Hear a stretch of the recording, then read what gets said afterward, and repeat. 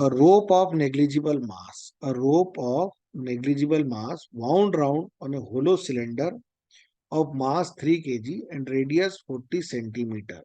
So what is the angular acceleration? क्या निकालना है बेटा हमको? Angular acceleration यानी अल्फा निकालना है of the cylinder if the rope is pulled with the force of 30 Newton. rope को क्या करा आपने? खींच दिया. So what is the linear acceleration? Now linear acceleration भी कैलकुलेट करना है of the rope assuming that no slipping. देखो क्या दिया हुआ है, एक सिलेंडर है आपके पास जिसका मास आपको गिवन है. कितना मास गिवन है? मास आपको दिया हुआ है 3 kg और ये हो गया सिलेंडर का एक्सिस. इसके ऊपर क्या है बेटा? इस तरीके से रोप लपटी हुई, ऐसे रोप को आपने क्या कर दिया? इसके ऊपर लगा दिया और यहाँ पे आपने क्या करा? एक फोर्स लगा दिया 30 न्यूटन का. कितना फोर्स लगा दिया आपने? 30 न्यूटन का. और इसका जो रेडियस है वो भी आपको दिया हुआ है, वो कितना है? 40 सेंटीमीटर. मास कितना है? मास है 3 kg. अब वो बोलना चाह रहा है कि जब आप इसको गोल घुमाएंगे, इस रोप को खींचेंगे, तो जब आप खींचेंगे तो ये सिलेंडर आपका इस एक्सिस के अबाउट रोटेट होगा और रोटेट होगा तो इसके अंदर अल्फा कैलकुलेट होना चाहिए और ये वाले के अंदर आपको ए कैलकुलेट करना है क्योंकि रोप जो है वो नीचे की तरफ आएगी. तो रोप करेगी लीनियर मोशन और सिलेंडर करेगा रोटेशनल मोशन. क्वेश्चन समझ में आ गया? बढ़े आगे. चलिए. सो हमको कैलकुलेट करना है अल्फा. अब अल्फा का अभी हमने आपको रिलेशन बताया था कि moment of inertia torque is equal to होता है I alpha. So alpha is equal to क्या होगा बेटा? Torque upon I. और टॉर्क कैलकुलेट करने के लिए मुझे क्या चाहिए? तो टॉर्क के लिए मुझे चाहिए force multiplied by radius divided by I. चलिए, तो अब क्या क्या मेरे पास है उसको पुट कर देता हूँ. So alpha is equal to force मेरे पास है 30, रेडियस ऑफ सिलेंडर दिया हुआ है 0.4. कितना दिया हुआ है? ये 0.4 मीटर में कन्वर्ट कीजिए. Now the moment of inertia of the cylinder, moment of the inertia of the cylinder about its axis is given by M R square. तो ये क्या होगा बेटा? एम आर स्क्वायर जब आप यहाँ पुट करेंगे तो आपको मास भी दिया हुआ है और रेडियस भी दी हुई है सिलेंडर की. तो इसको आप सॉल्व करेंगे. सो एक फोर्स से ये फोर तो इसे कैंसिल हो गया, ये हो गया 10. सो 10 डिवाइडेड बाय 0.4, ये भी इससे हो गया तो ये करीब करीब आएगा 25 के आसपास. कितना आएगा ये? 25 रेडियन पर सेकेंड. बिल्कुल सिंपल सा क्वेश्चन है, छोटा सा एनसीईआरटी से लिया हुआ क्वेश्चन, बुक का ही क्वेश्चन है ये. निकल गया. अब जब अल्फा आ गया है तो ए निकालना तो कोई प्रॉब्लम ही नहीं हमको. ए इज इक्वल टू क्या होता है? Alpha into R. अब ये आपके पास दिया हुआ है, रेडियस भी आपको पता है 0.4. तो कैलकुलेट कर लीजिए इसको. इसको कैलकुलेट करेंगे तो 2555 यानी कि 10 radian, sorry 10 metre per second square. 10 metre per second square, ये आपका आंसर हो गया. तो a cord is wound round on the circumference of wheel of diameter 0.3 metre. एक व्हील है, ये बना दिया हमने एक व्हील. ठीक है. और उसका एक्सिस जो है वो कैसा बेटा? हॉरिजॉन्टल. एक्सिस कैसा दिया हुआ है? हॉरिजॉन्टल दिया हुआ है. इसके अबाउट ये क्या होगा? इस तरीके से घूम सकता है. ठीक है. और इसका डायामीटर भी हमको दिया हुआ है. डायामीटर ऑफ व्हील जो है वो हमको दिया हुआ है, वो है 0.3 मीटर. एंड अ मास. अब यहाँ पे क्या किया आपने? इससे एक मास को अटैच कर दिया और मास जो है वो कितना है? वो दिया हुआ है आपको 0.5.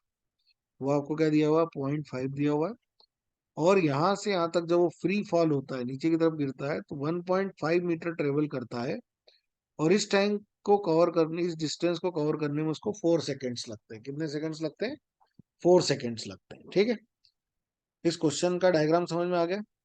अगर इसको 3D में देखना चाहते हो तो वो भी अपन बना देते हैं. इस तरीके से बना हुआ है ये. और यहाँ से एक मास जो है वो फॉल कर रहा है. ठीक है. 1.5 मीटर फॉल होने में 4 सेकंड लग रहे हैं. और जो मास की वैल्यू है वो भी आपको दी हुई है 0.5 kg. कितना दिया हुआ? 0.5 kg. और the diameter of this mass, this cylinder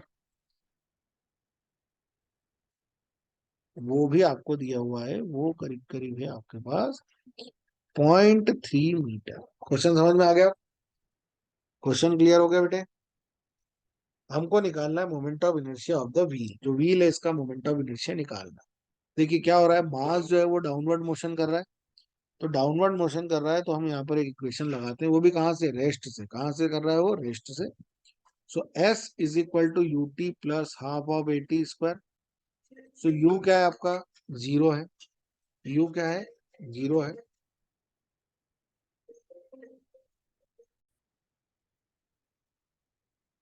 तो द इनिशियल वेलोसिटी, हमको क्या बोला है कि ये रेस्ट से स्टार्ट हो रहा है, तो यू की वैल्यू क्या होगी बेटा, जीरो होगी। एस दिया हुआ है 1.5, zero into t plus half of a आपको कैलकुलेट करना है, और टाइम दिया हुआ है 4 सेकेंड। 4 सेकेंड में ये इतना कैलकुलेशन करेगा, चलना चाहिए इसको। तो यहाँ से आप ए कैलकुलेट करेंगे। सो ए की जो वैल्यू है वो आपके पास आएगी 1.5 into two divided by 4 square. So this a is equal to, कितना हो गया ये आपका, कैलकुलेशन करेंगे आप इसको तो करीब करीब ये 1.5 मल्टीप्लाइड बाय टू, 4 इंटू 4 कर लीजिए।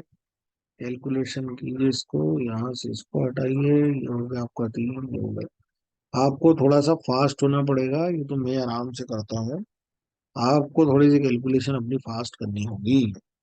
सो एक्सिलरेशन आ गया मेरे पास 3/16 मीटर पर सेकेंड स्क्वायर, ये मेरा हो गया एक्सिलरेशन। ठीक है। Now the linear acceleration is equal to a is equal to alpha into r. So alpha is equal to a by r. A आपको दिया हुआ है इतना, और रेडियस क्योंकि डायमीटर 0.3 दिया हुआ है, तो रेडियस होगा 0.3/2, आधा कर दीजिए इसको। और इसको पूरे को सॉल्व करेंगे तो ये आपको देगा 1.25 रेडियन पर सेकेंड स्क्वायर। सो ये मिल गया आपको अल्फा। क्या मिल गया आपको, अल्फा। अब हमको कैलकुलेट करना है आई। तो हम फार्मूला लगाते हैं, tau is equal to I alpha, और I is equal to torque upon alpha.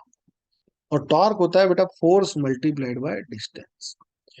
Force multiplied by distance. अब मेरा फोर्स कितना है, डिस्टेंस कितनी है, और अल्फा कितना है, ये वैल्यू मुझे पुट करना है।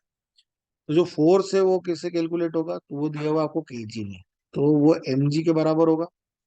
वो किसके बराबर होगा, एम जी के बराबर 9.8। यही वो फोर्स है जो इसको रोल करा रहा है। और रेडियस जो है वो कितना है, 0.3/2। और डिवाइड कर दीजिए आप इसको 1.25 से। सो फाइनली आपको ये आंसर जो मिलेगा 0.6 kg/मीटर स्क्वायर आपका आंसर होगा मोमेंट ऑफ इनर्शिया। सो इस प्रोसेस से आप व्हील का मोमेंट ऑफ इनर्शिया कैलकुलेट कर सकते हैं। आपको क्या है, फोर्स दिया हुआ, यही वो फोर्स है जिसके कारण ये नीचे की तरफ आएगा। तो force multiplied by radius is equal to torque. So हमने यहाँ पर इसको एम जी करके कैलकुलेट कर लिया। फोर्स ही आपका किसके बराबर कैलकुलेट होगा, एम जी जो है वो किसके बराबर कैलकुलेट होगा, फोर्स के बराबर। ये जो एम जी डाउनवर्ड के लग रहा है, ये फोर्स के बराबर हो जाएगा। ये हो गया फोर्स, इतना ही वेट है जो इसको खींच सकता है, और आपने एक्सेलरेशन कैलकुलेट कर देना है।